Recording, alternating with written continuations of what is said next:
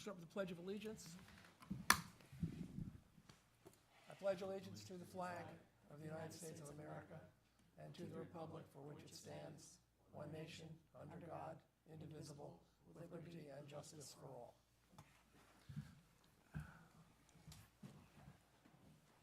Let's see, whom do we need to, European, no. We'll seek that for Carl. Everybody else is permanent. Okay. There is an agenda available if you want to look at it. If anyone has anything that we should discuss prior to getting into our regular agenda, now would be a great time to do it. If it's on the agenda, we'll get to you. Nobody? Good. Thank you. We'll start with new business, application 1764. This So- just came in. One thing is it's 1765 that we're 65. adding. Yep. Okay, we're going to do 1764 first. This just came in, so we'll schedule a site visit. 1765, this is a new application to remove 3 yards of silt on a pond. That's an easy one. Do we really have to do this? Yeah. All right, we'll schedule a site visit. So we've got to actually vote to add it to the agenda, and then we can move forward and schedule the site visit and everything. Fine. She's good, she's picky. All right, I'll move to put it, add it to the agenda. I'll second. Seconds, all in favor? Aye. Put it on the agenda. That's it for tonight for that one. Okay, Perfect. we're moving on to 1764, Old Waterbury Road. Okay, no, sorry. I just mixed up, 1764. gotta cross these off. We've got different Correct. schedules. Yep. So that's done, that's done. 254 Berkshire Road, removing trees along shoreline and removal of a large tree. Mr. Olison is here. We did a site walk. When did we do it? Day before yesterday? Yeah. Yeah. For those This will of be you on who the haven't 15th. seen this, this is a really cool little house that Mr. Olson has basically rebuilt. And he has this amazing deck with, what, 17 different layers of stairs about? Feels like that anyway. It's actually about 5. Big tree came up, tore off part of the foundation for his deck. The tree is now lying in the water, and he is seeking to cut some trees, other trees down, so he can pull it up the about 60-degree slope to clear the tree so he can redo the deck and get this all back together. After having the site visit, we discussed the matter and did a bit of research, and it appears that the tree and probably the trees that are on the shoreline that are to be removed are within the jurisdiction of First Light. I wish I had known earlier. I only found out today because we can't do anything because that's within their jurisdiction. So you need to contact First Light and see what they will agree to letting you do. On our part, I think we indicated to you when we were there, we probably wouldn't have a problem taking down the trees you wanted to take down because I think 3/4 of them are dead or dying. Correct. And Mr. Rollins had said he would leave the roots in anyway, so that wouldn't be a problem. There's only one other. From my point of view, it was leaning over the house, and I think if we're up to us, we could say, fine, not a problem. Unfortunately, we don't have the authority because of the jurisdiction of First Light to just say, fine, go ahead and do it. And you will need to talk to them. Is there a fee involved with First Light? I do not believe so. Have you been in touch with First Light about the situation there? We have not had time to talk to anybody about anything. You know, this happened a year ago. Harry, can I just ask that you step up to the mic over there? Yeah, just so we can hear you, Harry. Thank you. When the storm, Just so Could you that just we give have your it. name and address for the record, please? Yes, I'm Harry Rollins from 263 Berkshire Road, Thank you. a cottage with a small tree bordering the Pomperaug River. Like I was saying, back in August when this first happened, I believe my wife did apply for the FEMA, never got any response from FEMA.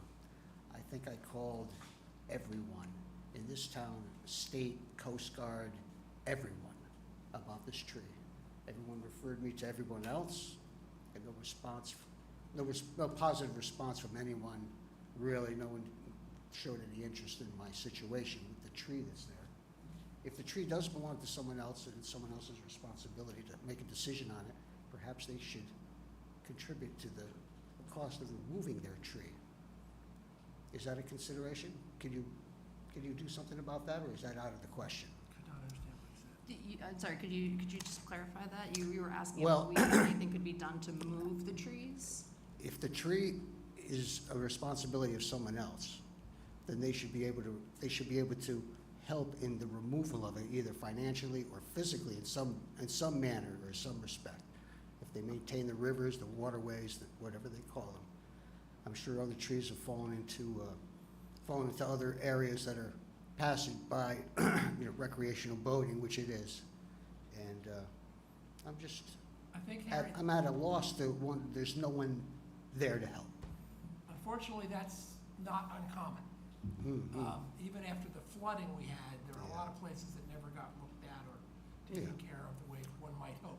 Well, I think the best we can do is ask Dee to try to contact First Light on your behalf and ours, That would be nice. and see what Yeah. she might be able to get them to do. Yeah, I mean, it's been a year coming. I mean, whenever people have property that's damaged in town, I'm sure, I don't know how they handle it as far as the removal of the debris in the town, inside the town areas, the more Yeah. populated areas. But in my private situation over there, it's very Well, the difficult. town takes care of the town-owned properties. Oh, I see, yeah.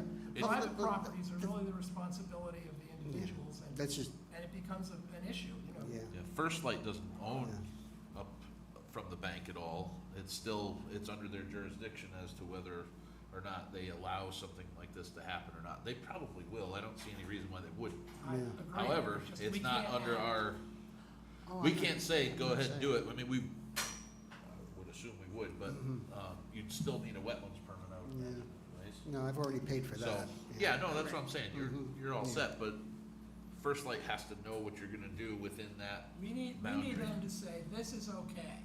If you guys could get in touch with First Light for me, that would be wonderful, because I've tried to call them once already, and I've gotten Well, no return from them. We do deal with them more than you do, and we'll see what Dee can do to Okay, help you out. that'd be wonderful. I'm sorry. Sorry, You have my we don't number, have you can better call news me. for you, but we just don't. Yeah, I'm not Sorry. surprised. It's very nice of you to be here But to help I am me. gonna recommend everybody go see your house. Okay, fantastic. That'd be great. Bill, just so you know, we don't have the ability to get applicants in contact with First Light. They have a service online where you're able to write in to First Light, but they don't respond to phone calls, like ever. No, they get Oh, that's inundated with too wonderful. many phone calls, so they kind of effectively removed that ability. So they have an online kind of ask us questions, Sure. and I can help navigate you through that, because that's the only way they'll respond regarding an I application. would come down, I would be willing to do anything to get the ball rolling. Yeah, I want to get those trees out of there so we can do something. When did they cut Okay. off the phone service, the regular contact? Couple Forever years ago? from what I Yeah. heard, Okay, it just became too much. all right, I think that's all we can do for you at this point. I appreciate everything that you've done already. Thank Good you so luck. I much, hope and I'll be it- looking I forward to hope it seeing works out. hearing from. I'm sure it will. Well, certainly before we get another big rainstorm and it takes out the rest of your deck. Yeah, that's always a consideration. Thank All you right, thank you again. very much. Okay, we'll go to application 1758, 114 Manor Road. This has been the subject of quite a few discussions before now. We were going to send this matter out for review.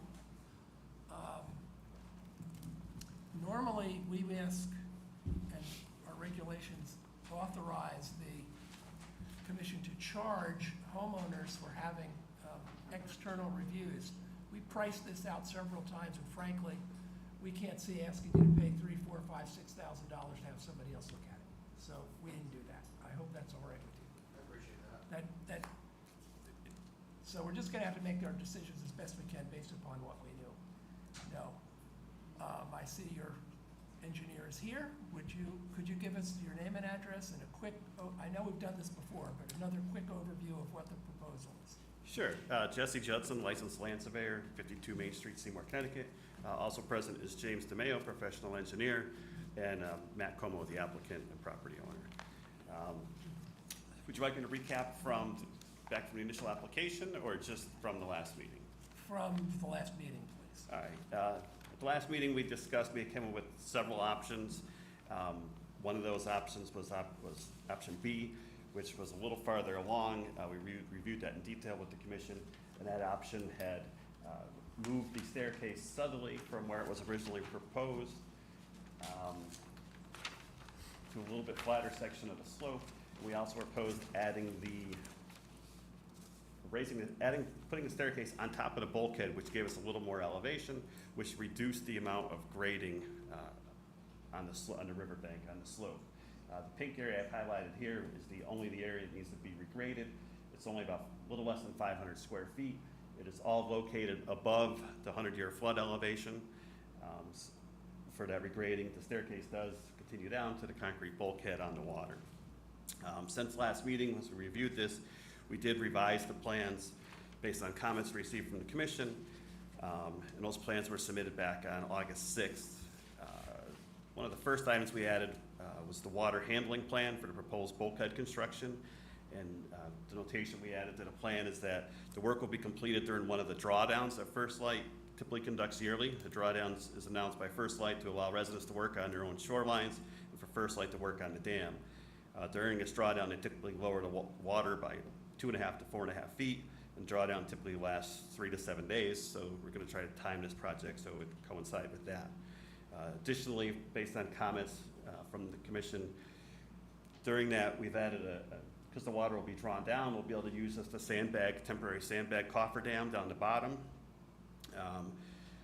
And inside that cofferdam, there's going to be a stone-filled sump pit installed with a pump, so any water can be pumped out during excavation. That water is going to go through what we call a dewatering bag, where the bag holds all the sediments in, so just a small trickle of clean water comes out of it, so it doesn't cause any erosion concerns when that construction takes place. Additionally, so we've added details for the sump and the water bag. Also submitted was an updated landscaping plan. The landscape plan is to mitigate some of the trees that we were cutting and the disturbance on the bank. The landscape plan calls for 4 trees to be replanted, 2 down by the river edge for First Light, 2 up by the walkway. Additionally, in the area of disturbance along the top, an additional 56 plants are called out for ground cover in that area. It's a mix of dwarf dogwoods, hydrangeas, junipers, and low sumac, and that plan was prepared by a professional landscape architect for mitigating that area. Okay. Comments or questions from anybody? I think most of us have been there. Yeah, so with the drawdown, so they'll be drawing down the lake, but will it also have a drawdown effect on the river? I'm just not familiar with it. Yes, it will drop down in this area from what we understand. I believe that's correct, James? Yes, yeah. Where's the bag gonna go? James, you want to get Top that? or bottom of the hill, just So, James DeMayo, professional engineer, 1 Mechanic Grove, Derby. The bag will end up just outside of the sandbag cofferdam. So the pump is gonna be on the inside of it just to pull out any water that seeps from underneath and that comes up. And then it's just gonna be pumped right back to the outside. okay. So it's not going far, it's literally just gotta make it over and out. How does that come back out again? What do you mean? If it's at the bottom, How does what come the out? bag itself? Oh, the bag, it's just gonna be, It's permeable. yeah, it's, Well, the intention is to catch the silt, I think. correct. That's the permit. Correct, so again, we can't bring machinery, so we're gonna have to, That's why I'm asking. empty it out and pull it up Okay. the same way that we're dealing with all the other sediment and, Understood. yeah. Now, with the placement of the bag, it's gonna be outside of the cofferdam? Correct. Now, at that point, is the river gonna be drawn down far enough that it can be sitting on the channel bottom? Yes, Okay. yeah, so, based upon the elevations we have, the cofferdam is basically going to be able to be constructed where there's no water sitting right on the bottom, and it's just Yeah. gonna act as like an extra precaution in case water starts coming up or the water level rises a little bit, but otherwise, everything's gonna be able to sit right on the bottom. What is the duration of that activity?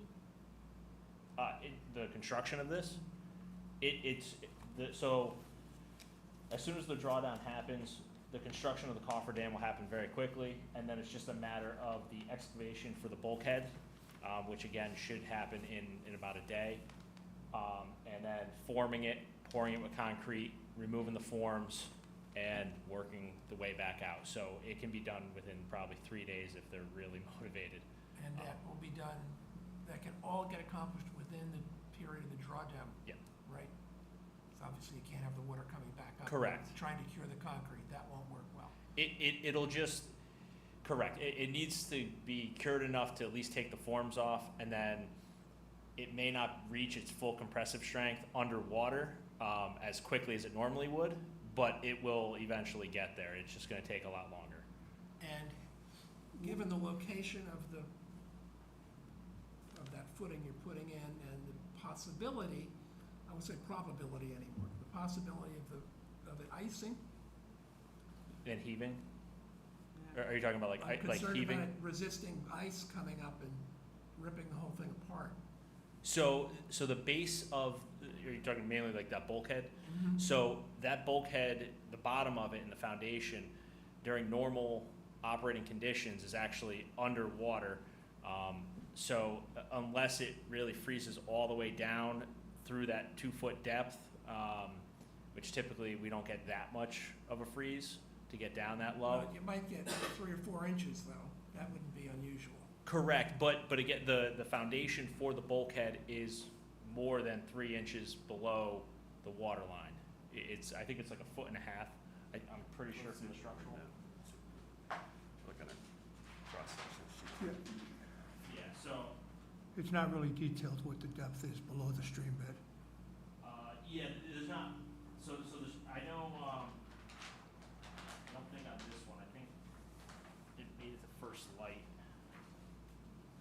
Get some questions on that. Because we had a structural engineer design that bulkhead,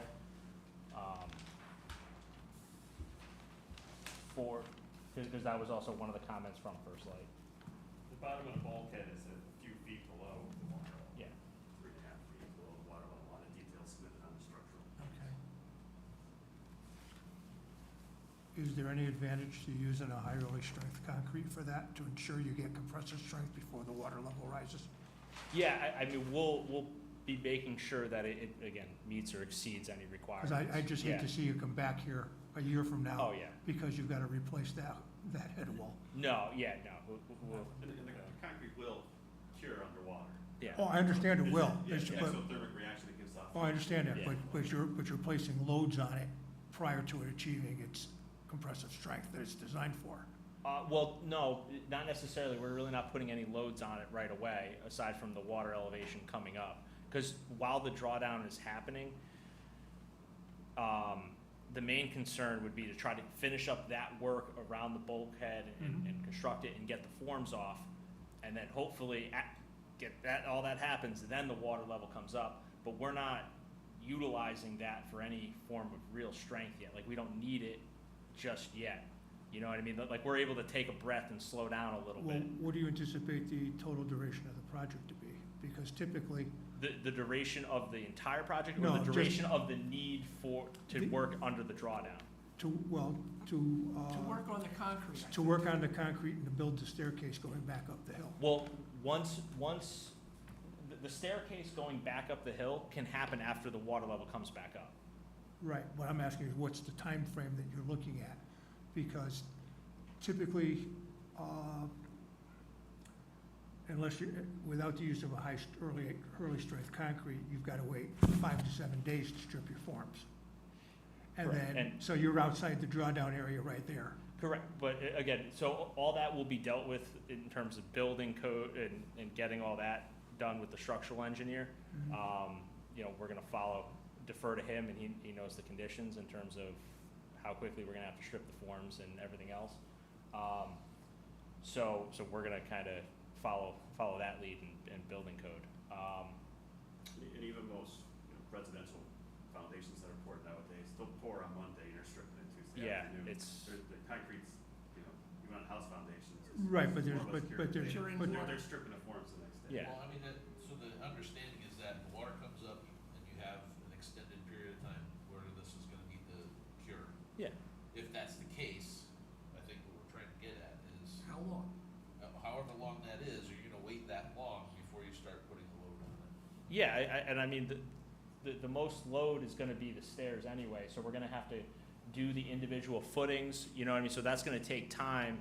We're gonna have to pour concrete for those before we can actually do it. So it's gonna take, before there's an actual load on it, it could be, a couple weeks anyway. 2 weeks, 3 weeks. So I'm not really worried about the load going on it, because it's also such a minor load too. We're talking, 3,000 pound concrete block, and we're only putting like a small little staircase on it. Yep. So, not that it's part of our oversight, but, would it be beneficial? I presume you're gonna have a testing lab taking cylinders on the concrete, or you're just gonna call ONG, have them deliver a 3,000 pound mix and hope that's what you get? if the structural engineer requires it for his stamp to certify it to the building department, it'll be happening. I'm just asking Yeah. because would it be, because typically, the new, it used to be you take the cylinders and you put them in a curing box, which is unrealistic. Now they're curing the cylinders in actual conditions. Correct, yeah, they So, leave them out there. it might be beneficial to you to take a couple of cylinders and break those under the conditions that the wall is curing at, just to see where you are at strength. Yeah.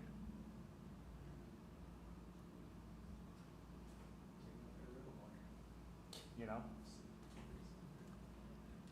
I guess the other issue, my bigger issue, because I'm assuming you're gonna build this well enough that it's not gonna disappear, or your clients will be very upset, is potential future erosion going down under that staircase.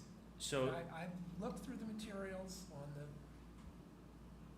proposed construction method. I'm not an engineer, I'm not pretending to be. I'm not reassured that we're not gonna have erosion coming down there, and you're gonna have this wonderful concrete base down there, and this gully being dug out underneath the staircase. so that's the main, all right, so around the block, we're gonna have the riprap coming up out of the water for a couple feet for all the wave action and everything else. It'll really stabilize that. Then after that, up under the staircases, we're gonna have that grid, which is also gonna have there's a fabric to help prevent the soil from eroding. So the grid with gravel will prevent the erosion from happening, because it's basically the water's gonna be able to hit the gravel. The gravel's not gonna move because it's in that honeycomb plastic. And then basically it's gonna keep slowing that water down as it tries to go, because it's gonna keep hitting that membrane constantly. So it's also not gonna be able to get underneath all of that in order to erode underneath that whole system. So what's holding that plastic lattice in place? So, due to the slope, so a lot of the footings are all gonna be cut out around it. So this is all going to be fixed around the footings. And then there's also pins that have to go in the ground, and we're gonna follow the manufacturer's specifications on how often the pins are put in to also hold it. Those pins are like 24 inches. Yeah, and those are longer pins, and So they get these aren't fastened. the kind of pins you put in, like on a landfill, the whole. Staples. Yeah, it's staples. not just like a little like flimsy staple Well, that even you would a normally big see. staple doesn't hold. Yeah, but when, Piece of rebar. yeah, so it's enough to where, but like that's what, this application is essentially what this product is designed for. It's meant to handle these steeper slopes and prevent erosion. So there's only, in terms of erosion protection on steeper slopes, there's only so much in the way of products that you have to prevent future erosion. As soon as you get above a 2-to-1, you're basically limited to riprap, or you're really just doing something like this, or you're creating a wall. Like those are really your slope protections. So again, it's in the erosion sediment control manual as one of the types of approved methods. What's the projected life expectancy of the lattice? It's not forever. I want to say, I believe they have it all warranted for 20, 25 years. So that's their warranty of it. It's a plastic membrane that, as long as the main concern with it would be sun exposure. But with it being filled with gravel, it's going to be covered, and therefore it's not gonna get that sun exposure that's gonna make it brittle and start to fail. So as long as it stays covered, it should be indefinite, theoretically. Is there any benefit of extending the riprap channel further up to the First Light project boundary line? And then, because if I'm reading this correctly, you have the 1% annual chance of flood boundary at elevation 111. If you extended the riprap up to that elevation,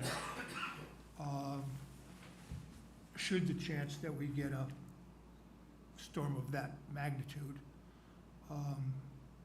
the likelihood that the riprap would stay in place versus this grid material. I'm just, So in comparison, I don't think that there's going to be much of a benefit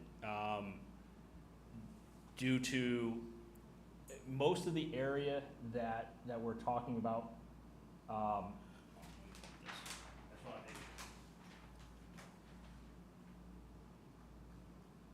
I mean, your stepped erosion from the top step coming down, that first proposed 2-to-1 grade isn't really much of an issue. I don't think, is that what you're talking about, Bill?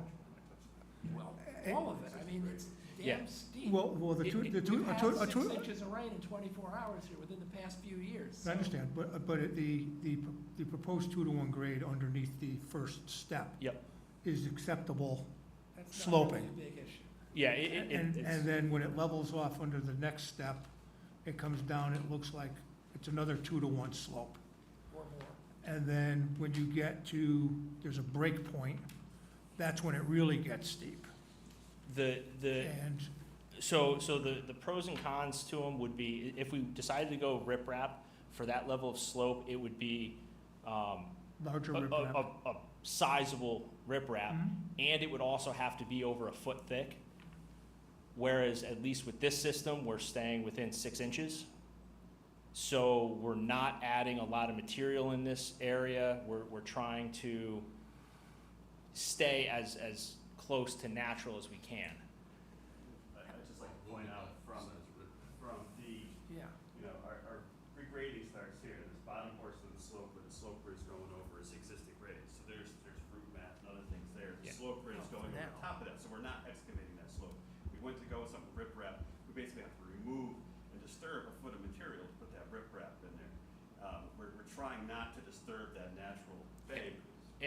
And we're basically trying to belt and suspenders it, because as soon as you construct the stairs over the top of this area, if you had vegetation there, it's gonna die. So then, as it rains, it's gonna start to erode it underneath. So we're trying to belt and suspenders underneath and try to have a little bit more forethought into the future, hence why we're doing this with the gravel, so that, again, hopefully, we don't have to touch it in any of our lifetimes. So What- s- I'm sorry, the no, go ahead. stairs are gonna be pressure-treated wood? Given that they will cut off all the sunlight, could you contemplate putting something on there that wouldn't cut off all the sunlight? No, Metal the mesh? stairs would. Don't use metal mesh. Don't use wood, use expanded metal mesh on top so light could get through and things could actually grow. Either way, I still think it's gonna unless it's like a really fine mesh, I still think it's gonna end up ultimately killing any vegetation that goes underneath those stairs. It'll cast significantly more shade, and then it'll also drip on, like, now you're creating more drip points as well, so. Well, you're gonna get the drip points anyhow. Correct, but, so to do like the mesh and then not do anything, because again, our proposal is not to disturb that area. Like, we don't want to touch it, we don't want to rip it up, like, all we want to do is span stairs over the top of it, aside from the footings. So now if we start to disturb underneath it, or we're changing how water's gonna drip on it, we're gonna create more erosion underneath.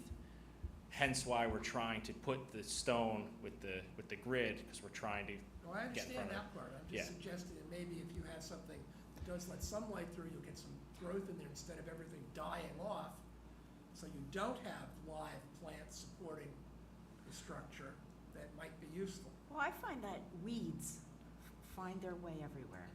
So I think that once you have the leaves from the canopy falling and covering this honeycomb, it's gonna create a lot of organic material, and then the seeds are gonna fall in that and sprout. So as long as you have, if that honeycomb with the rocks in it can still function when you have all these weeds, like, I'm thinking weeds are gonna take over. You know, weeds grow Okay. everywhere. So, But Yeah. if you don't Well- have, if it's solid, and it's all in shadow, nothing's gonna grow, even weeds don't grow in shadow, in dense shade. I've seen Pachysandra, man, I can't get rid of Pachysandra in some Well, places. I can't either. But, yeah. Can you I? know, Sorry. so there's, you know, will it still, as long as it's there and it's gonna prevent, erosion, if, you know, just taking the opposite point of view, if you do have all these weeds, will it still function with all this weed cover? Yeah, so there are two separate types of infill for this grid. You know, you could either put the gravel, which is what we're proposing, because of the fact, you know,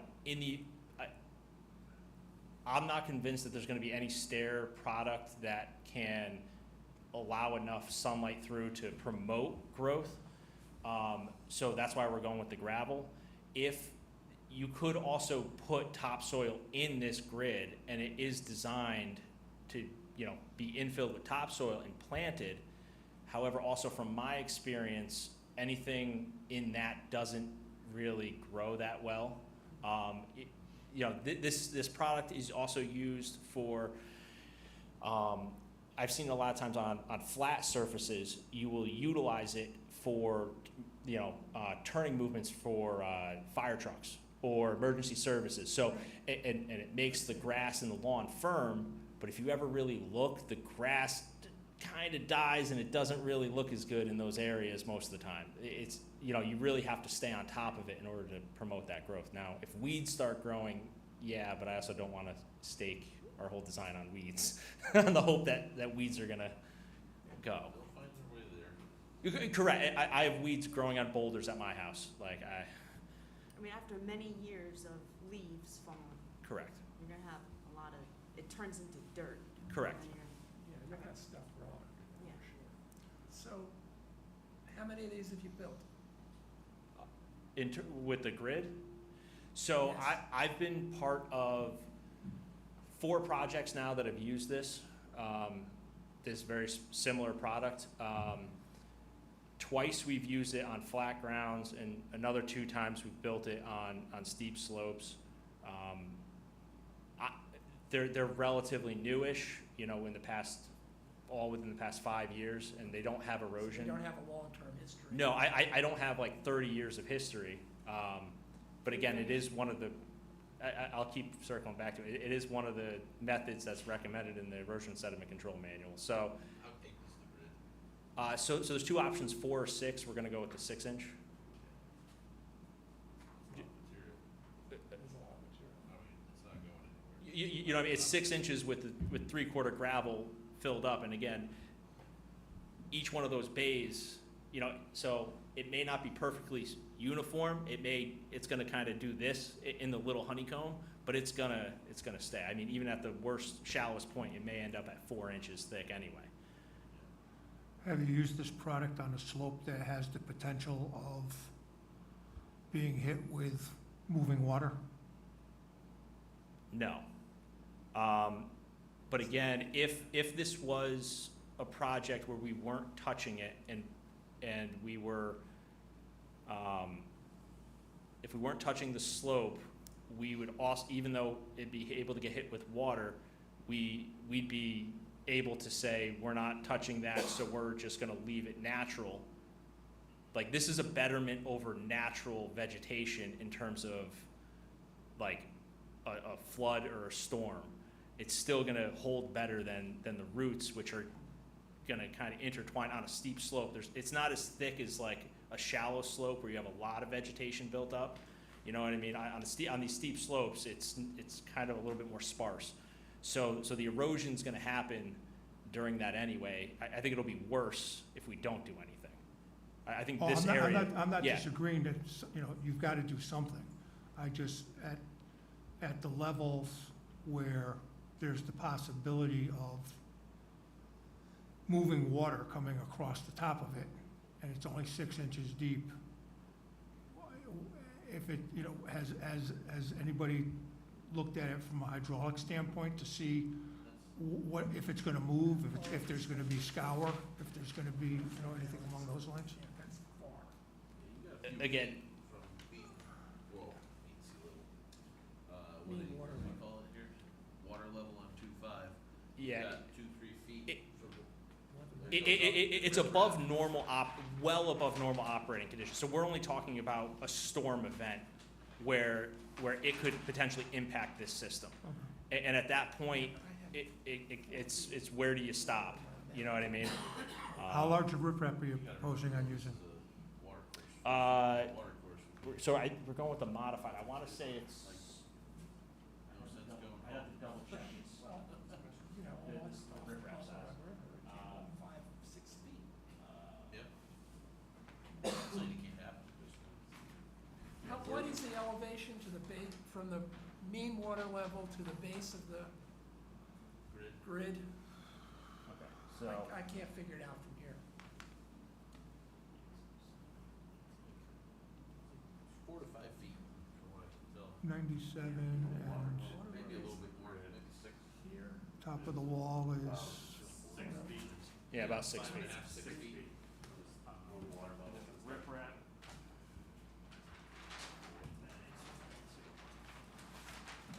I had it on the plan, we had it on the plan. so That's it's- water level in February, it's probably about 10 feet right now. Well, yeah, it's down. What if you ran this heavier reinforcing further up? Do you get enough out of it to make it worth doing? I think the grid's pretty good stuff. Yeah, it should be a 12-inch riprap. I see on the details that it's basically gonna come down along the sides of the wall. Correct. And is there any reason why you're not wrapping it around the front face too, as well, to protect for scour? Oh, it will. Oh, because it's just showing stone, small boulders to be placed at face of bulkhead. Yeah, there will be some stones that are there. Again, we have to be careful with how much we're going in, into the river. So we don't want to be just, Well, has any of this been permitted through deep yet? so it's in the process of going through First Light. First Light, they responded to that. First Light Okay. actually asked for the stones in front of them. Oh, okay. That was the response. Yeah, from their so comments. Well, I was just yeah. curious, if deep was gonna get involved in the review of this as well. Since it's impacting the Pomperock. I don't believe so, but double check.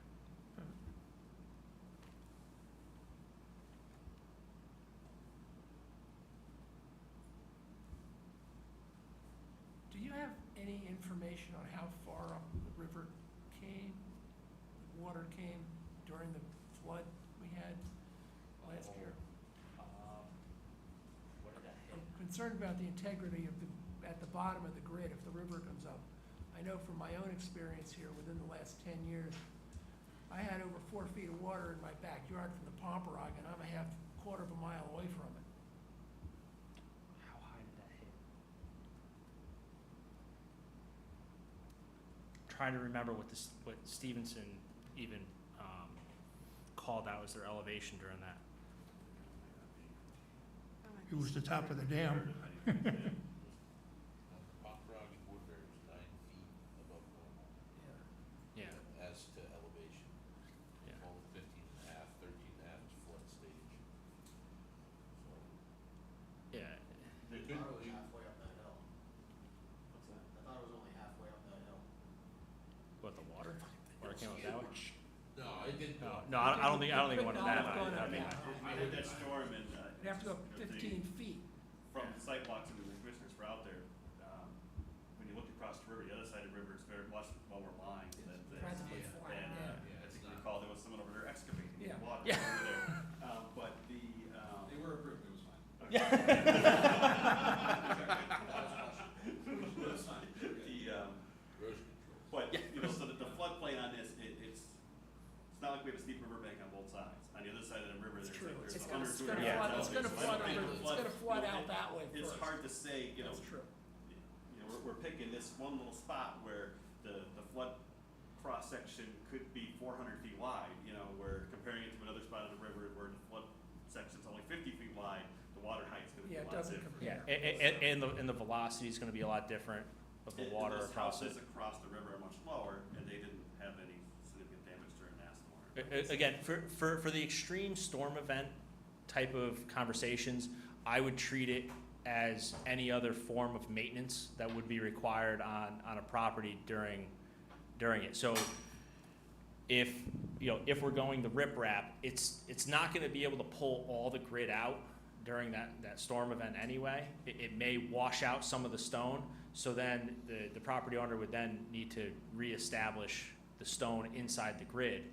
But that's far better than losing sections of the embankment, you know what I mean? Because it still should save that embankment, you know what I mean? I guess, but you understand, it's not like this is an area that needs to have this done for public safety or for any other reason, except these gentlemen would like to be able to look at get down to the river.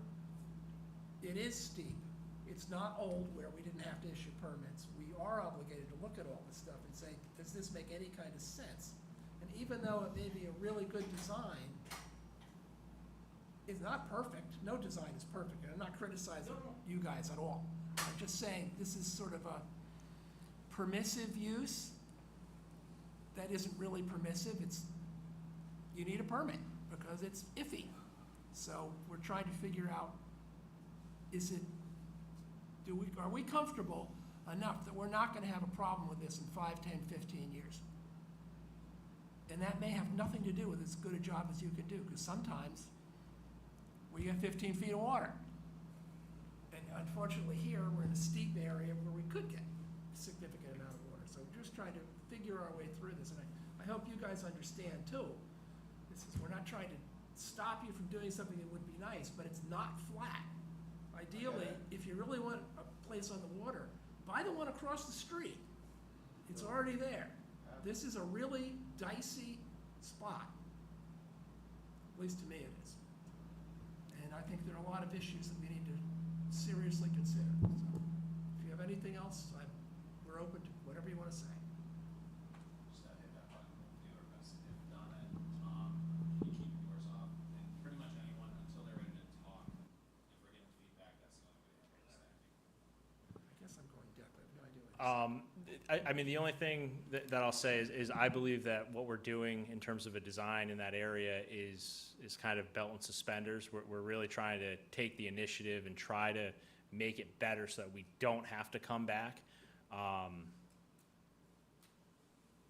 Yeah, I mean, that's just what I would leave it at, at least from an engineering perspective. Is the grid pieces all, it's probably not all one piece, but is it in sections? when It's one installed? length. It's one length, It's, so they come in rolls or something? Correct. It's basically a roll. So but it's gonna start, you basically unroll it from the top, Yeah. and it's gonna go all the way down. And then, you know, you'll roll the next one next to it, and you actually have to staple it, or provide enough overlap and staple them together. So they have specific staples that the manufacturer wants. So you have to, staple them all together so they're all interlocked. Is that a seam, horizontally or vertically? So you have one long piece? And then Yes, another piece over top so of it? vertically, so from water to top is one Vertically, piece. that's what I meant, yeah. And then there's another row from water to top next to Okay. it, so. And it's 2 rows, these are like 4 feet wide each or something? These are 8 foot wide, there's only one row. Yeah, oh, all right, so we're getting away with one row. That- One seam. In my opinion, it's stapled all the way up the hill. That's So pretty good. Yeah. wall is 8 feet by 29 feet Yeah. for the specifications. Yeah. 8 feet by 29 feet. And we're proposing. We're talking about we're just only the end proposing of 8 the feet grid. wide, so it's just one section, it's Yeah. 8 feet Potentially. wide Yeah. by And a it's length held all of the way up. 24 feet, so we're not even using one roll, so it's all one. Yeah, all right. If there was a seam, That's fair. yeah, Prefer it if there isn't. yeah, so luckily with the amount that we're using, we don't have one.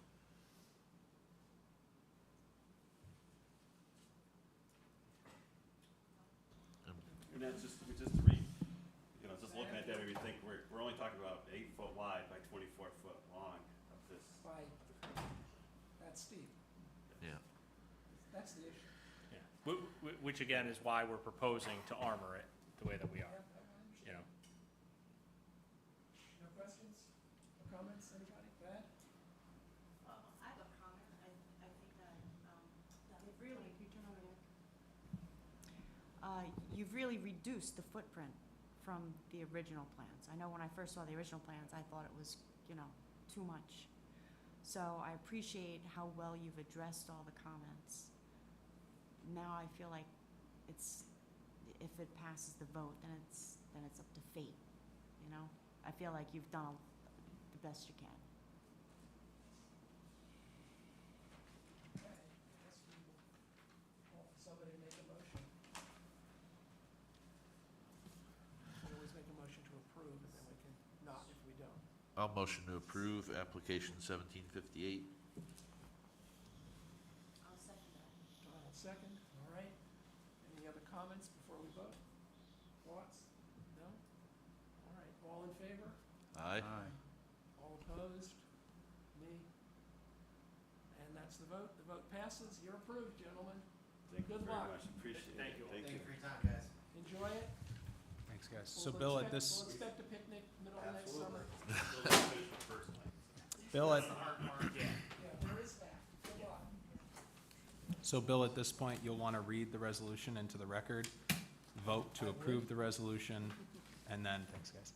The one thing I would make a comment on is there were a number of features, if you guys want to hang tight just to make sure that the resolution works out, okay? There were a number of features that were commented on, i.e. the grid, stone, planting that is not described in the resolution, that I would recommend all the features that were described here today as per the plans get dictated on that resolution. We probably need to ponder that a bit and sit down.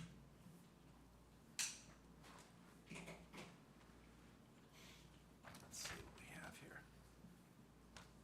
Yeah, this is all standard stuff. Yeah, so after the now therefore, that's all Yeah. standard. Well, this is all whereas, so that's not going to make a difference. What do we need to add in? Yep, I and think then he has we've a got point. anything, any changes from First Light is on here. Okay. Jordan, you were considering about certain specifics that I don't necessarily have written down. Grid, What were you thinking of? stone, replanting of trees that are in the wetlands review area, if any. I've not had the opportunity. Don't we have a modified proposal for that? You will want to describe those specific features in the resolution of approval. What you don't want is the resolution to be vague and all the details to exist on a plan that gets shuffled away. The resolution is a document that will effectively be the contract between the Inland Wetlands Commission and the applicant, describing what they can do and how, And if anyone ever questions what the approval letter describes, that's kind of what is relied on. It will reference the plans, which will be helpful, but this will kind of punctuate the details I of the don't plans. disagree with that, but I don't know that we're in a position to go through that level of detail at this point. Could you repeat the plants that are gonna be in the planting zone,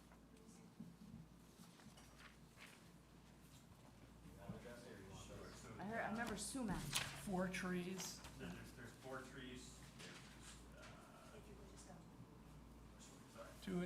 2 at the top and 2 toward the bottom. Yeah, there were 2 birch trees, 2 black gum trees, and there was additional 56 plants that were a mix of dwarf dogwoods, hydrangea, junipers, and low sumacs. And that's over the area where It's in there will the, have to be regrading. it's in the area to be regraded, yes. Is there a plan sheet that shows that? Yes, there's a Yeah, it's listed off on. there's a plan schedule in the, A2 Consulting and Design. What's the date on Professional that? landscape architect, this plan was submitted August 6th, has the plant schedule and details all those plantings with details. That's why I said. The it's date on this somewhere. plan was revised 8/4/2025. So I'll go ahead and I'll kind of read the documents that we've got and then the proposed activity that we do have on here. And per Jordan's recommendation, we'll add the additional information specifically outlining the details that you have provided for the slope grid and the riprap there. So currently what we have is, whereas the proposed floating 12 by 16 foot dock, ramp, and concrete bulkhead are under the jurisdiction of First Light and will require additional permits and approvals from First Light as it is below the 110-foot contour and is outside the jurisdiction of the Southbury Inlands, Wetlands, and Watercourse Agency. Whereas the applicant proposes the following activity: construction of a single-family residential 3-bedroom home with attached garage and balconies per plan, at-grade wood decks and supporting stair access to grade, paved driveway and apron with a maximum slope of 7.8%, new infrastructure, including well at the northern corner of the property, septic system at the southern corner of the property, and stormwater management system per plan, removal of 5 damaged trees just north of the proposed stairway and dock along the river embankment, as well as 3 trees south of the proposed stairway, with 2 of those stumps being removed. Installation of frame stairs to provide access to the 12-foot by 16-foot floating dock. Plantings of 2 trees just west of the proposed outlet footing drain, in addition to 2 trees and 56 shrubs along the proposed stairway, and then the silt fencing installation. And then, whereas the Inland, Wetland, and Watercourse Agency has determined that pruning or trimming of dead tree limbs along the embankment performed using hand tools shall be considered permissible under this application, but clear cutting shall not be permissible unless otherwise stated. And then we go into the details and then the plan references that we have. I can read this out if you guys want to confirm the dates that we have to confirm they're all the revised. Sure. All right. This revised plan of August 4th, which was submitted on August 6th. Yep, so whereas the following application documents have been received and reviewed as part of this application. 1, application for permit received by the Land Use Department on 5/12/2025. 2, improvement location survey prepared by Horble and Judson Land Surveyors and Associates, dated 8/20, with a revision of 8/4. I'll have to check that. That seems backwards. So the improvement location survey that we have, It was originally dated 8/20/2024 2024. Thank you for that and revised correction. to 8/4/2025. Detail sheet prepared by Horble and Justin, dated 8/20/2024, with a revision of 8/4/2025. Right. site details for the proposed dwelling dated 8/20/2024. Significant plan activity prepared by A2 Land Consulting dating 11/1/2024, revised 8/4/2025. Preliminary architectural plans and elevations prepared by Birch Hollow dated 6/7/2024, with revision date of 7/19/2024. Bulkhead and walkway plans labeled S100, S101, S102, and S201, prepared by Preston Engineering, dated 10/18/2024, revised 7/25/2025. And then the tree assessment report, prepared by Holmes Fine Gardens, received by the Land Use Department on 5/12/2025. Perfect. Good job. Well, thank you. Good job. You're hired. All right. Perfect. Good luck. Thank you. Bill, can we just get a motion to approve the resolution? Sorry, we will in a second. Thank you. Okay, so we've revised, slightly revised the approval, and I move to approve the revisions per, To add the grid The details, the stone stone planting enforcing, and then and the per- replanting, which we covered. that's right. So, let's read it all straight through.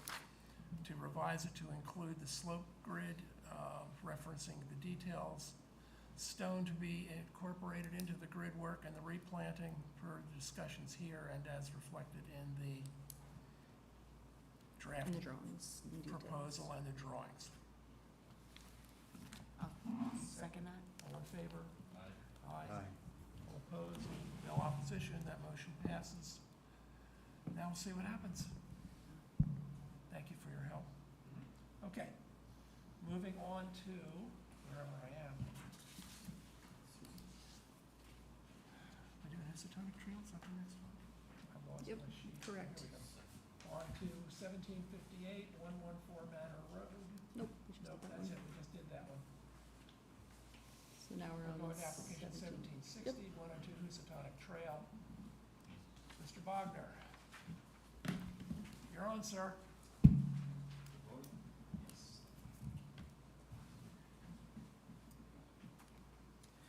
My name is Julius Bogner. I live here in Southbury, Connecticut at 10 Lee Farm Drive. I'd like to propose building a house, propose for a permit for wetlands for 102 Housatonic Trail. Right. We had some issues, I believe, including whether the piping was, when the piping was put in. And I think you've brought some additional information to help us out. So, we start here with maps. Julius, I'm just gonna ask that you take the mic, which is spoken from. Pop it up there.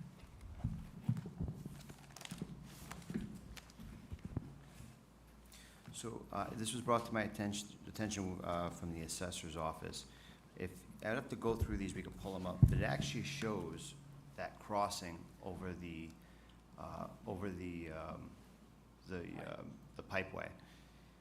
So we can go through, we can go through these, take a look at this. I also have some other supporting detail that I'd like to pass out while I'm here.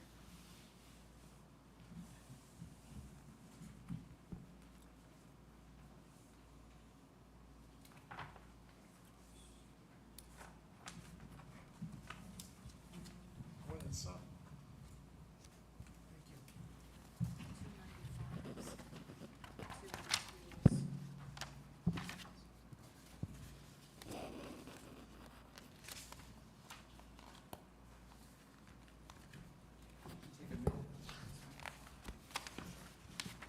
If you could take a minute to read that. That was a letter that appears to have been from one of the neighbors on 102 Housatonic Trail, that first letter. So if you want to look at that, we could talk about that first.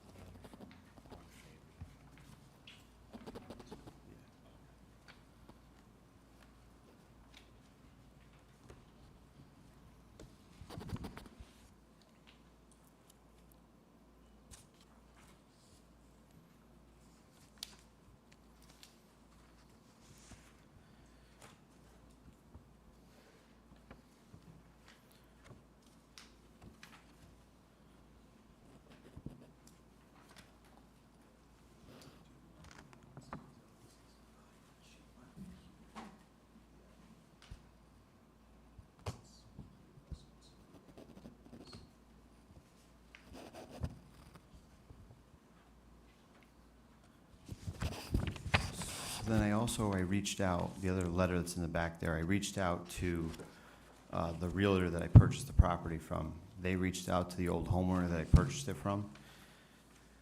Realtor, I told the realtor if he could give a briefing on a couple different points, and that's what that second letter is. That's from the owner that owned it for 20 years. Mr. Winfall? Is that Mr. Winfall? And Julius, do you also want to speak to the invoice that you were able to find?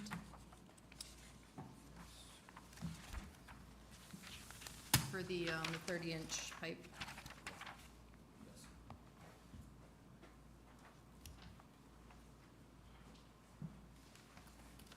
So there was talk the last time I was here about the pipe that was, the 30-inch pipe, the corrugated pipe that was installed. I ended up finding out, I saw a neighbor on the road. They contacted me, they reached back out to me. Later, they gave me the bill, the actual pipe that was installed on the road. They paid a company here in Southbury to install the pipe. So I have that. And also, there was talk of disturbance on the site. Now, we put a machine there, I pulled a couple things, but there's nothing major that I did. I don't feel it's as major. Another company that's in the letter from the old homeowner that states they came out and they did a cleanup there. That was when that storm happened, and that was the company that was out there.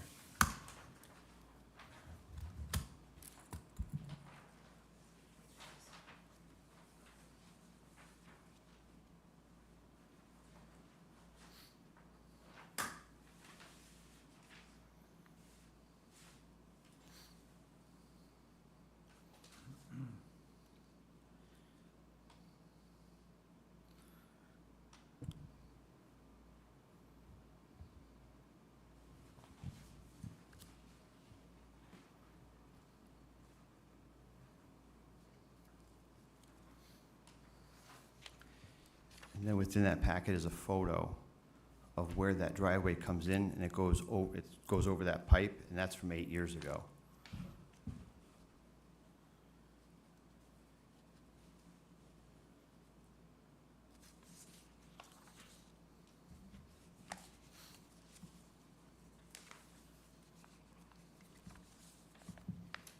Will you repeat what you said about the receipt you have? That was for the purchase of what pipe by whom? There was a discussion last time of who installed that 30-inch pipe on the road, because whoever installed it brought in riprap. That 30-inch pipe was the neighbors that had that. Actually, all the neighbors paid for it and did it. And was Some of that- them said they didn't, but for what reason, I don't know. But a neighbor did approach me, sent me the bill, and they said, that's the bill, we all paid, and it was us.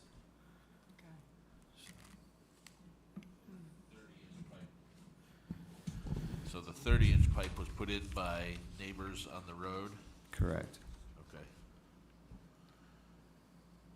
And that, we're not talking about the pipe that bisects your property, correct? No. It goes down to the street.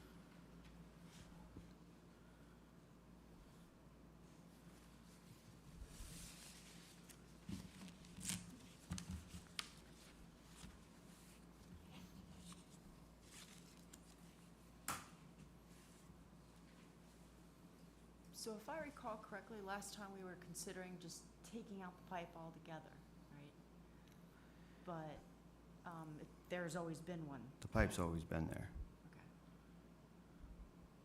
And the reason why we were considering taking it out was because the residents nearby thought it would cause additional damage, I guess, with water runoff. Is that I right? think they said it was undersized compared to the 30-inch pipe Undersized. that we were just talking about.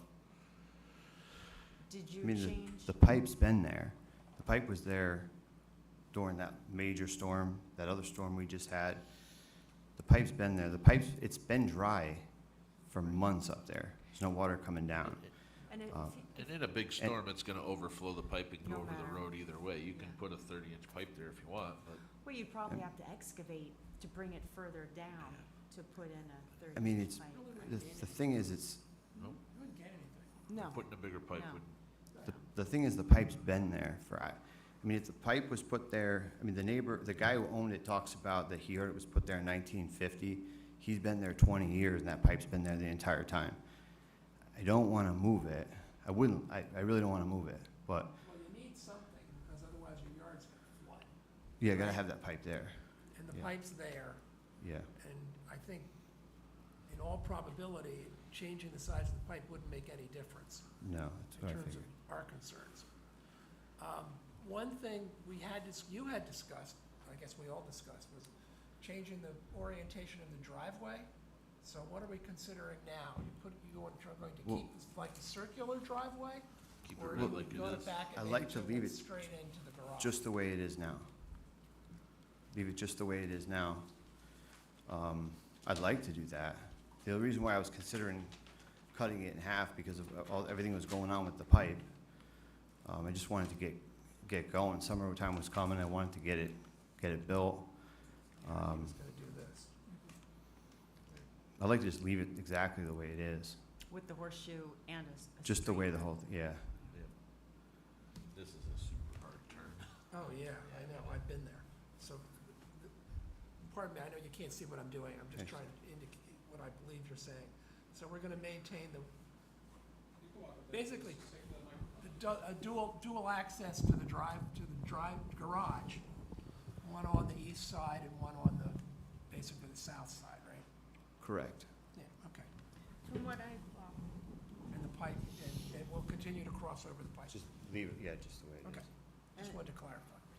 and the previous owner said that they installed the circular drive because there were safety concerns.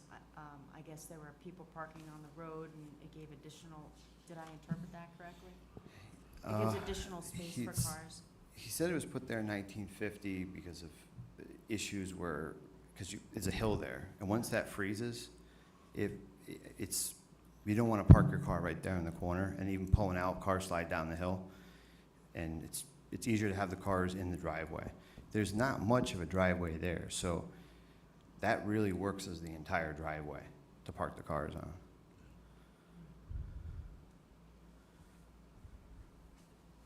So it's a safety issue too, to have the additional, It'd be I definitely could see it as a safety issue. I don't know, I don't have And- to say. and you're gonna have the ditch witch to put the wiring from the well pump across. So, The old well was actually in the same location of the one that is there now. So the pipe's there, so if we don't want it disturbing, that pipe's fine, and that pipe will hold pressure, we don't even have to dig anything now. so you can snake the new wires through We the could, old pipe. well, the wires are actually there, and they actually don't even look that old. It's all tucked back down now into the dirt, so it doesn't get destroyed. So when it comes time to hook up the pump and put everything together, just make the connections and not even go across the brook. That's nice. Makes your life easier. Yeah. Okay. Other comments, questions? The 30-inch pipe that was installed previously, that's the pipe that crosses the roadway itself, correct? Correct. And then you're showing, you have existing RCP running through various portions of your property. One where your proposed driveway into the garage would run over, what, two of them? And then you've got the upper, is that an upper driveway that comes between the old well and then comes back in? The- This area here, and then there's another existing RCP there. Are those original to the property, or are those? Yeah, that's all original. 1950. The grade that's all there is original, and whatever's there.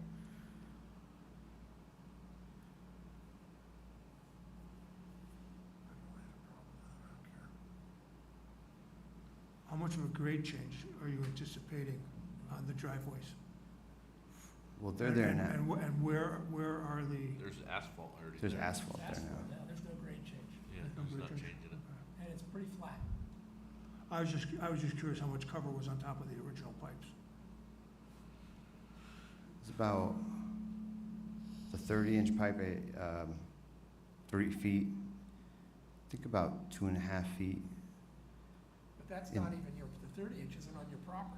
No. No, Across. I'm more concerned with the RCPs that are on your property. There's the That one, you- the one that crosses the site, like right north to south, I guess, as we look Yeah. at it. Yeah, I don't even remember. How much is It's like- materials on top Like of that? 2.5 It's feet. about a It's foot. concrete, the Yeah. pipe's concrete. It's about a foot of material on top of it. Yeah, it's not just skim. I goo, guess, It's not feet and feet, it's just, yeah, the pipe yeah. is put into the channel, Yeah. and they put just enough over it that you can get the car over. Yeah, It's basically. concrete pipe. It's been there forever, you can tell by looking at it. I mean, now that we know it's actually there, you can Yeah, observe that it has been there a long time. And you're not proposing to change any of that. The only No. changing is getting rid of, well, you've got to put septic in, but clearing out that pile of debris. the pile of debris that's there, the septic is gonna be raised significantly, so the septic's gonna be high there. Yeah, So it's gonna have a, that's just, up in the northwest corner. correct. And the other pile that's there now, which is south of that, that's going away. That's the one that's the debris pile with the concrete in it and the stone.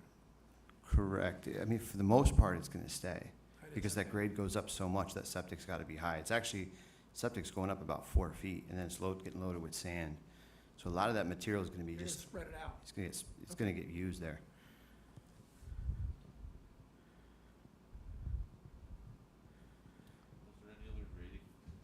Was there any other grading proposed? Everything else is the way it is. I threw down grass seed, I seeded everything. That can just stay like that as the lawn, because that's really where the lawn was. It was all just topsoil. I just threw, it just took. When I put this grass seed down, it just took. Around the foundation, there'll be just the backfill, but it's only, there's rock around it. So it's actually not that much material that's gonna be dumped in around the foundation. It's like carved into the Maybe- bedrock there, Just blast it out. or whatever, Yeah. yeah. Maybe 20, 25 yards. But that's not going anywhere. That's going Yeah. right around the house. Yeah. Right? Yeah, it's all rock, the hill. Yeah, we saw it. Yeah. Nice one. Yeah, I mean, I think it's a beautiful spot. With all the features on the property, I think it's beautiful. Yeah. Yeah, you can make some really pretty walls with It that. will be, it would be. Okay. Do we have a resolution on this? We do. So just get a quick look at it.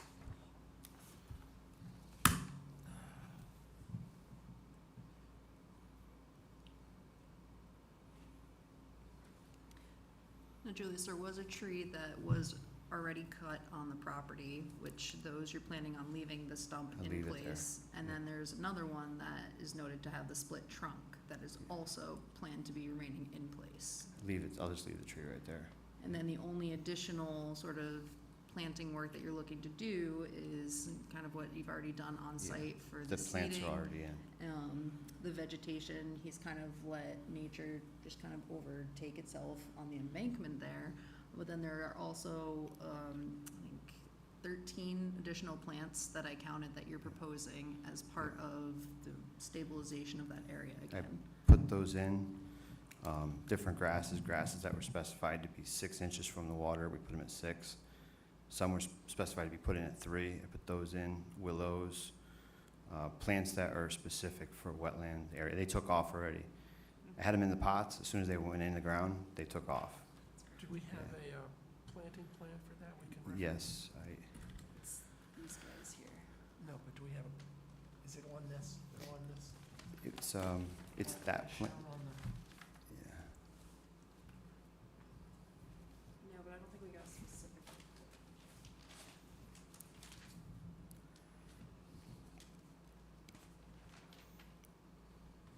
That was the plan the last time we were here. You guys said to have everything marked out on the plantings. That's where everything went on that one. Yeah, we just weren't sure if there was one that actually stated, yeah, we're gonna plant this willow tree here, right now it just says plantings typical. So if there's something you can send me, I can add it to it and Okay. we can get specific with it. Versus right now it just says plantings typical. Okay. Yeah, I'd like to have that. If that's all right with you, we can do a resolution, and then we'll need to get your agreement, but then add that in as part of the resolution, Okay. so we know exactly what it is. If that works for you, That works for me. okay? Because the ones, can you just clarify, the ones that are on plan were the ones that you had already purchased from Correct. the nursery? Correct. And then those you were kind of waiting for approval, you hadn't even wanted to go on to plant it based on what Yeah. the commission had said. And you and I had talked, I said, absolutely plant them, we don't want them Yeah. kind of dying on you, you spent the money for them. Yes. So if you just send me that invoice, we can attach that as part of this to say that that suffices the plantings per plan. Okay. That's fine. I'm just trying to find some easy way out of this instead of having to rewrite this thing. Gotcha. Okay, so, have you read the resolution? No. He's not, no, he hasn't gotten that. Anything else you want to change? So I'm going to add that.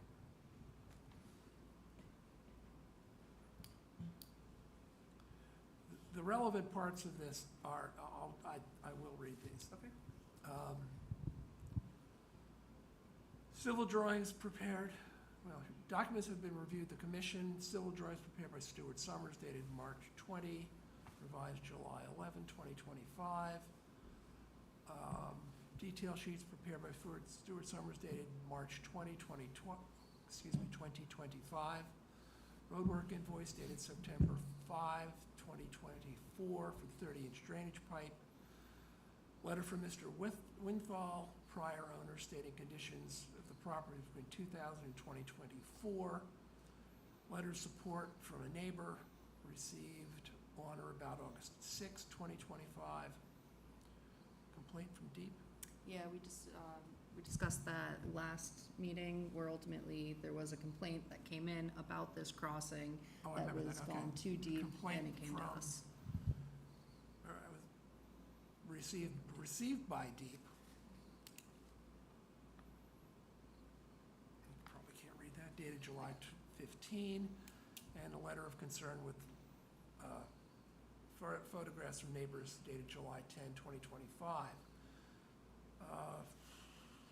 Applicant has stated on the record the pipe and riprap have been stabilized prior to purchase of the property in September of '24. No additional work has been completed within the water course. Land use has no record or permits, pardon me, Land Use Department has no permits or record of work performed or permitted at 102 Housatonic Trail outside of the recent applications. And the homeowner has, I'm adding this, we'll add this in detail later, submitted a planting plan as part of stabilization efforts on the property. And then we go on and we'll just say blah, blah, blah. We've considered the application and basically are approving the proposal. So I'm going to do that. I'm going to propose that we take that, approve that resolution to allow the construction of the house as planned, leaving the existing pipes in place. Landowner's not responsible for the 30-inch pipe, it's not even on his property, and that would permit the construction of this semicircular driveway to access the property and the driveway. So the way it is now, you're driving over the 30-inch pipe, right? So to maintain No. that, Well, you might, yes. well, I mean, you could see that cars You have been can. using that Yeah, for a long time. potentially you can, but he's going to have, the circular driveway actually cuts in before you get to the 30-inch pipe on Weatanog. But the second entry, which is closer to, more to the west, you would cross over the 30-inch pipe. Yeah. But the 30-inch pipe's new. And it's not on his property anyway. If anything, if you're concerned about the pipe, I think coming in, having access from further to the east will keep cars off the pipe. So No. that's probably a benefit. Yeah, I see that too. So that's my proposal. You would need a second if anybody's interested. I'll second it. Thank you. Any further comments, questions, revisions? Call for a vote. All in favor? Aye. All opposed? No opposition? Motion passes. Thank you Well, so much. Thank you. Thank You've you. been very persistent and careful and very, very helpful in helping us figure this out. Well, thank you for the additional materials. Thank you so much. Tell your wife we really don't dislike you. Tell your wife we really do not dislike you. We're just trying to do our job and get these taken care of. Thank you for coming in and for all the information. We'll take care of all that. All right, where am I? Good luck. Show cause hearing? Nope, that's just unanimously continued. Yeah, well, we should note it. Show cause hearing is being continued for 471 Old Poverty Road while negotiations continue. Comments, questions? No? Other business? Aquifer regulations? No comments on that. Officers report. So I've been working through some minimal activity permits. We've gotten work being proposed within the upland review area. I've been speaking with Spence about that, back and forth to ensure that my interpretation is correct with what the commission would ultimately want. And we've been going through, notification procedures for that. And then there was an item that does have to be brought up and addressed, which is the fees for applications coming to us as after the fact. So there's been quite a few applications that have come to us, whether through, an inspection or cease and desist that we found something, or just, hey, I admit, didn't understand the procedures, and now we're doing after the fact permits for that work. So the way that the Southbury regulations are written, we can go up to,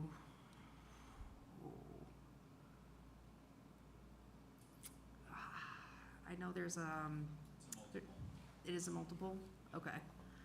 So it would allow us to adjust the permitting fees for that, because somebody coming in that's gonna be paying, the set standard fee for just an application, then is it a concern that other people are going to be following suit, saying, yeah, I'll just come in after the fact? Oh dear, yeah, we need to address that.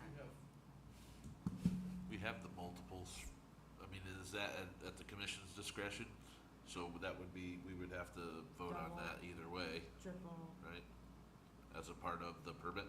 Just need to be more communicative when it comes to these applications and make sure that the commission understands that if we are having an after-fact application come in moving forward, you will be asked this question. And you should have a stance on the fees that you are imparting on an applicant who did things the wrong way. A complicating factor, though, is the fee you want to impose kind of depends on the extent of the violation. I mean, if it's relatively minor matter that in all likelihood would be sort of a rubber stamp, yeah, that's fine, no problem. It's not the same as Manor Road. Correct, that's why this commission So needs to I think- understand their role. Dan's question was, can we look at these individually, Absolutely. or do we want to have some sort of laddered?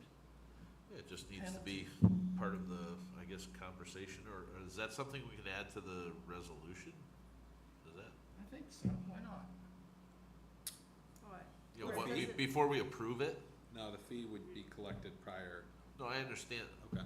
Okay, so, What Yeah, the they question would- is, how do we figure out how Here's- much? here's we yeah, the so charge? we're not gonna see that before the fee's collected is what we're getting We at. would be collecting the standard fee, and this commission would be imparting additional fees as per the after-the-fact nature of the application.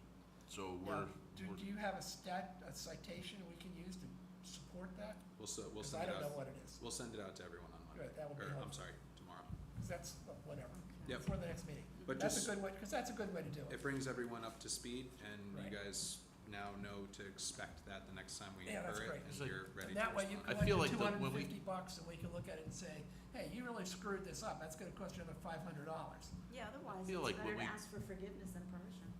and When not we keep talked doing about that. fees and that sort of thing, when we increased it, I think we increased it, or came up with that after the fact, was for the situations where there's like some egregious Clear issues. cutting other It's trees. not necessarily geared towards, oh, hey, you know, I put a culvert pipe in and I didn't know I needed a water, you know, a wetland permit. This is like, I cleared, you know, from my house all the way down to the river, and, you know, I don't really care what. Right, exactly. And then we, whatever our limit is, we can go up to that, I guess. Yeah, We'll get everyone the literature tomorrow. I mean, it's a weird conversation to have at a meeting, you know, amongst ourselves as to what Penalties. multiplier we're gonna use on the fee schedule. It's a but- weird conversation to have now, you mean? No, Or like applicant in front in of the us, face of the applicant? you know, and You say, yeah, we understand that you didn't know where, you quote, didn't know, end quote, that Well, you shouldn't be driving a I'm bulldozer not worried through about the somebody stream, following but- me to my Well, we car, can have but, scenarios, set you know. scenarios up with the multipliers. And then if their scenario matches what we discussed beforehand, I don't think we have enough time in our lives to do that. enough scenarios. Yeah, Don, Scenario. everything's so unique in Yeah. any given instance. I mean, we could do It's a minor, infinite. moderate, Everything is major. unique, yeah, all right. That's fine. I mean, you rate activities based on significant or insignificant. So I'm fine with putting a blanket defined, you know, aspect to a, A moderate offense, a significant Yeah. offense, yeah, fee. so minor that'll just be a offense. question, when we're reviewing before we We'll approve. send everyone what the actual provisions state. If they need to be refined, we'll work on that through the regulation aspect. But for the most part, we'll make sure everyone's aware of what the current provision is so that we can start utilizing it and I making think sure it that was like things 2 or don't 3 slip. times, right? I'm sorry? 2 or 3 times. Oh, That the was- multiple, you mean? Yeah, there was Yeah. a multiple, but then there was also Exactly. per issue sort of thing, if I Right, so remember we'll- correctly. Don't forget, we Send can also everyone with require mitigation efforts. So we There's can that. do all of that. We can hit them with a fine, basically a fine for not doing the permit, and still say, and you gotta replant all 7 acres. Yep. We've never done that, mind you, but theoretically we could. Okay. Instead on Aubrey Road Bridge, I would just file an application. That's all you have to do is file the application. It's not that hard. I started filling it out this morning. Did you really? Well, the fee's doubled for you anyway, because you're. I can't present it. I can't even be in the room when it's presented. I don't know about that. I don't think we're quite that harsh. Okay. Are any correspondence? No. Mr. Pielmeyer doesn't do anything anymore. Minutes approval from July 16th meeting? Any, I know, that doesn't mean anything. Aren't you a spiritualist? July 16, regular meeting, comments, suggestions, anybody? No? Okay, I guess those go right through. Anything else? Well, what's this? Permit So, revision yep, for we do have the permit revision. 278 That's Southford Road. this one right here. Last meeting, the applicant came before us. We were talking about the shed Where's the and shed having gonna that, go? Oh, yes, yep, yes, being a yes. separate Yeah. application. We ultimately decided that he would be coming in, you know, crossing the river at the low point, at the same time that he's going to be, nope, this is not it. That's not it. This one right there. That he's gonna be coming forward and just crossing once, and then crossing backwards again. And so we decided to move forward and revise the already approved permit to include this shed installation. And we did talk about it. This didn't just pop out this afternoon. But what we would have to do tonight is approve the resolution. Yep. New shed, what's this? Is that the house? Existing house. Okay. Shed, tree line, stream, okay. So let's read it. So these are the Okay, two here are the pictures. parts that actually matter. Land use received a request for permit revision on July 21, 2025 to include the installation of a 12 by 20 shed with electric conduits crossing the, I'm was I-beam previously bridge. approved, right? Yeah. The I-beam But bridge. there was no, electrical conduits Right, that's previously. fine. Whereas applicant plans to use a mini excavator once during the dry season to install the shed and transport materials with a skid steer, which will remain on the south side of the embankment. Inland has considered the application and finds it to substantially conform to the regulations. So that's basically the gist of it. So basically, we're saying, yeah, you can cross it once, put the shed up, run the electrical wires, and you're good. And then that's gonna be in addition to what was already approved last time around, which is for the clearing, giving them the backyard, removing the Debris from the trees, stream- the stream. debris, correct, so that's all in addition to this. Reinforcing part of this bank, but that's all already been approved. Already approved, correct. So this is just in addition to stay on the shed side of the stream? Is that what I understood? That's what it said. So the tractor's gonna cross over once, the larger mini excavator, and that is going to stay on the opposite side of the river embankment, and it's going to kind of scoop over and pass stuff to a skid steer that's on the southern side of the embankment. And then and then it would cross over to complete the job, so it would be crossing over twice. Actually. Yep. I But have it's a not gonna be problem. going back and forth, we're You making know, sure that anything's anybody not gonna be goes in the through river. it. That stream back there is such a mess. It practically can't hurt it. It was total, you didn't Totally go up new there and stream. see it. No, I didn't. It was awful. It was like a moonscape. It just scoured everything out. It's terrible. I went up and I saw the cliff now that exists at the bridle trail. Amazing, isn't Yeah, it? yeah, the whole thing washed out. Terrifying. Okay, so, I guess I'll move to amend, I didn't hear a motion to approve the minutes. I think we did that, didn't we? Motion to approve the minutes from July 16th, 2025, We regular don't need meeting. a motion to approve. I don't think so. I think they're approved if there are no comments. I'll second it. All in favor? Aye. Minutes are approved.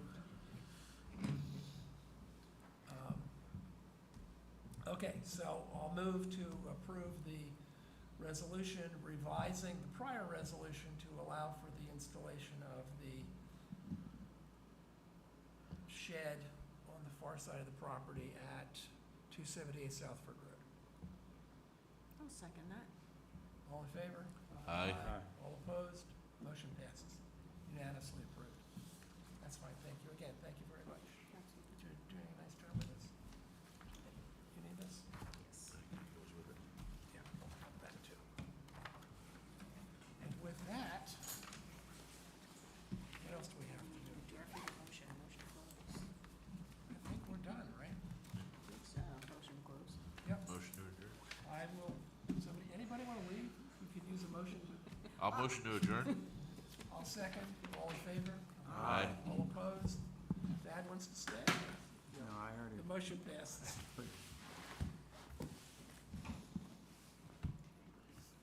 I will commend the staff for all their hard work. They've done a really good job. Getting these resolutions done and track all this, and thank you very much.